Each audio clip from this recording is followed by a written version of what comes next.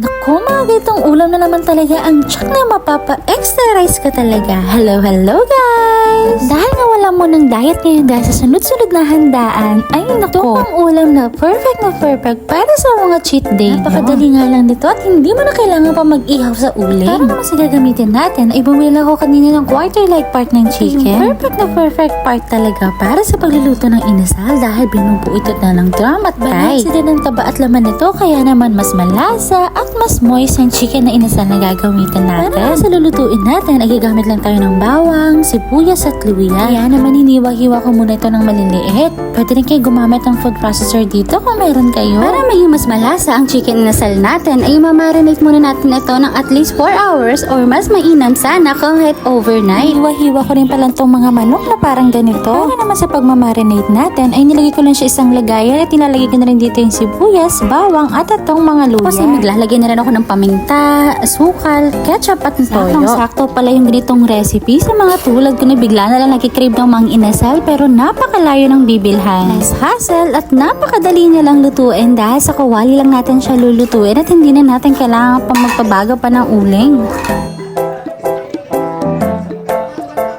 Nang mailagay ko na nga lahat ng pampalasa ay hahalo-haluin lang natin nito at imamasahe dito sa mga manok natin. Itong paraan ay mas mapapantay natin at silang siguradong masisip-sip itong mga manok lahat ng pampalasa natin. Para sigurado talagang manunuot dito sa mga manok. Tapos hahayaan muna natin silang mamarinate ng mga ilang oras.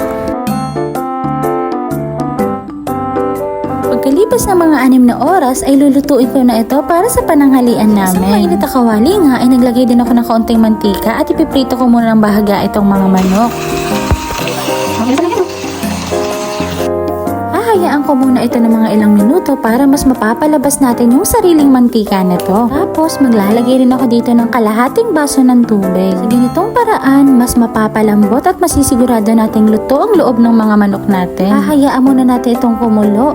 Pero syempre, babalik-balik pa rin natin para naman malahat ng parte ng manok ay maluluto. Grabe, itsura pa lang nakakatakam na. Mukha na talaga siyang pangmang inasal. Medyo konti na nga yung tubig at mukhang malambot na nga itong mga manok, ay saka ko naman nilalagay itong mga sarsang pinang-marinate natin kanina dito sa manok. Sa ito ay hahayaan na lang natin siya maluto sa pinakamahinang apoy na lamang.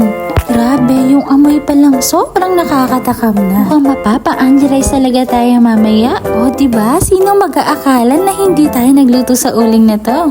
O siya, maghahain na po ako na makakain na tayo. Hanggang dito na lang muna. Yun lang. Bye!